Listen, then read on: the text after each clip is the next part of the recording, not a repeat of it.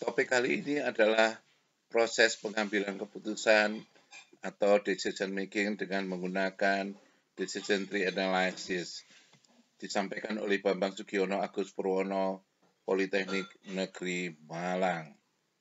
Beberapa hal yang akan dibahas adalah berkaitan dengan definisi, tipe, kemudian beberapa formula yang digunakan. Definisi daripada decision making adalah suatu proses di dalam pemilihan dari beberapa alternatif yang memungkinkan. Jadi tidak mungkin kita memilih calon pasangan hidup kita yang sudah mempunyai pasangan, sudah berkeluarga. Yang tipe pengambil keputusan adalah ada 3 macam. Yang pertama, risk taker, pengambil risiko tinggi. Yang kedua, risk avoider, penghindar risiko. Yang ketiga adalah tipe moderat.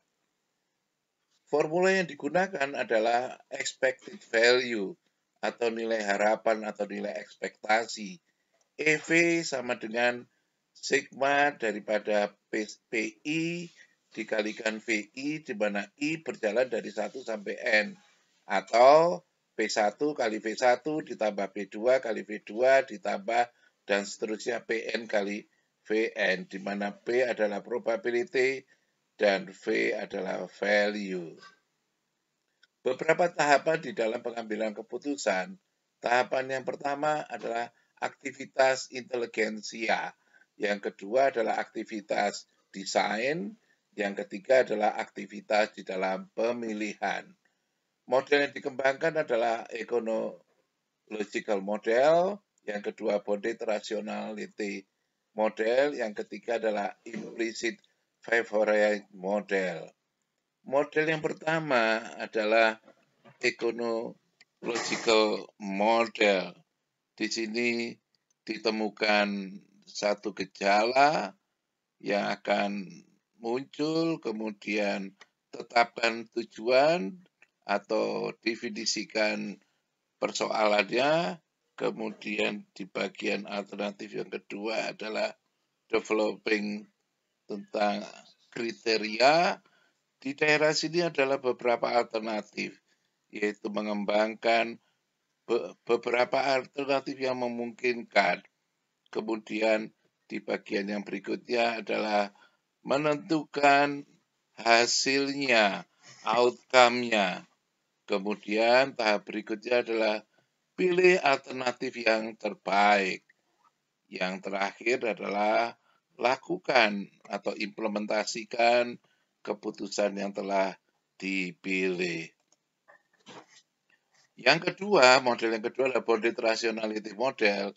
Yang pertama, tetapkan tujuan atau mendefinisikan persoalan yang ada. Tahap yang kedua adalah menetapkan tingkat daripada aspirasi.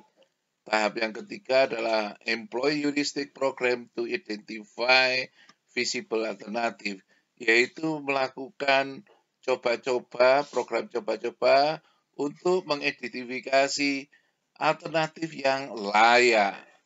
Kemudian alternatif keempat, apabila tidak layak, maka kembali ke tahapan yang kedua untuk adjusting aspiration level, yaitu melakukan perbaikan pada aspirasinya. Tahap yang kelima adalah menetapkan alternatif, menilai alternatif, appraisal, alternatif yang visible. Kemudian apabila tidak diterima, kembali ke tahap yang ketiga. Tahapan yang ketujuh adalah tindakan. Apabila ada alternatif diterima, lakukan tindakan. Alternatif yang berikutnya adalah appraise ease of aspiration level attainment, yaitu memudahkan menilai aspirasi yang diterima. Implicit favorite model yaitu tetapkan tujuan, identifikasi pilihan yang terbaik, kemudian bandingkan dan tolak alternatif yang tidak layak, kemudian melakukan identifikasi dan konfirmasi terhadap pilihan yang akan ditetapkan, menetapkan putusan. Apabila langkah tidak, maka keputusan dibatalkan. Apabila iya, maka lakukan tindakan berikutnya, yaitu memberikan pengumuman terhadap keputusan yang diambil, lakukan tindakan. Ada hipotesis yang digunakan di dalam decision making, yaitu hipotesis yang pertama, yaitu produk yang baik diterima oleh konsumen, maka oke, benar. Hipotesis yang kedua, produknya baik tetapi ditolak oleh konsumen. Ini dikatakan oleh kesalahan tipe yang pertama atau alpha error. Hipotesis yang berikutnya, produknya jelek tetapi diterima oleh konsumen. Itu yang dikatakan sebagai kesalahan tipe yang kedua atau beta error. Hipotesis yang berikutnya adalah produknya jelek tapi ditolak. It's okay, nggak ada masalah. Ini salah satu bentuk analisis di dalam analisis pohon keputusan. Misalkan seseorang punya investasi, ingin menginvestasikan, ada beberapa alternatif, A1, A2, A3, dan masing-masing punya peluang sukses dan peluang gagal. Ada peluang yang pertama, kedua, ketiga, dan yang terakhir adalah investasi tadi disimpan saja, tidak di bawah bantal, maka kontribusi keuntungan kita bisa perhitungkan.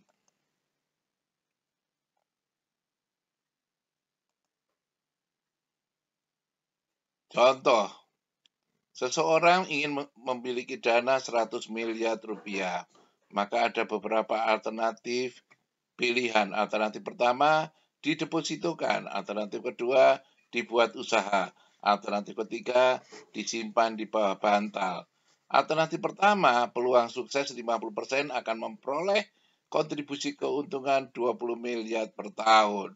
Apabila gagal, maka sebesar peluang gagalnya adalah 50%, maka kontribusi bukan keuntungan tapi kerugian adalah sekitar minus 5 miliar rupiah. Usaha yang kedua adalah bisnis yang kedua, yaitu ada alternatif. Kalau alternatif pertama probabilitasnya adalah 50%. Kalau yang kedua posisi yang moderat akan sukses 30%. Posisi yang ketiga, kalau terjadi sesuatu maka probabilitasnya 20%. Yang pertama, kalau sukses yang peluangnya 50% akan memperoleh kontribusi keuntungan 25 miliar per tahun. Yang kedua 15 miliar per tahun, yang ketiga minus 10 miliar per tahun. Alternatif ketiga disimpan di bawah bantal, maka peluangnya adalah 100%, maka kontribusi keuntungannya adalah 0 miliar rupiah. Expected value yang diperoleh adalah EV1 sampai dengan 50% kali 20 miliar dikurangi 50% kali 5 miliar karena minus, maka minus sama dengan 7,5 miliar. EV2 adalah 50% kali 25% ditambah 30% kali 15 miliar ditambah 20% kali 10 miliar sama dengan 15,5 miliar. EV3 adalah 100% kali 0 sama dengan 0 rupiah. Kesimpulan, maka pilihan pertama adalah EV2 karena mempunyai nilai expected value yang tertinggi yaitu 15,5 miliar. Pilihan kedua adalah EV1 karena keuntungan kontribusi yang akan sebesar 7,5 miliar. EV3 adalah 0. Berikutnya akan dilanjutkan pada bagian yang kedua.